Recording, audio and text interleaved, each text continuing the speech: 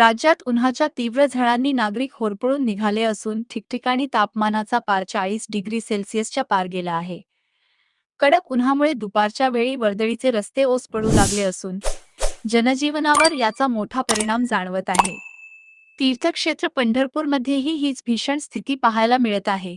दर्शनासाठी नेहमी गजबजलेले चंद्रभागा तीर, प्रदक्षिणा मार्ग आणि शहरातील मुख्य चौक दुपारी 12 नंतर अक्षरशः निर्मनुष्य दिसत आहेत. अंगाची लाहीलाही करणाऱ्या उन्हाच्या झळांमुळे भाविक आणि स्थानिक नागरिकांनी घरात किंवा सावलीत राहणे पसंत केले आहे. एकीकडे उन्हाचे चटके बसत असताना दुसरीकडे शरीराला थंडावा देण्यासाठी नागरिकांचा कल शीतपेयांकडे वाढला आहे. रसवंती गृहे, लिंबू सरबत आणि विविध फळांच्या ज्यूस सेंटरवर मोठी गर्दी पाहायला मिळत आहे. रसरशीत उसाच्या रसाला पर्यटकांची आणि स्थानिकांची पहिली पसंती मिळत आहे. पंढरपूरहून एकमत डिजिटलसाठी दिनेश खंडेलवाल.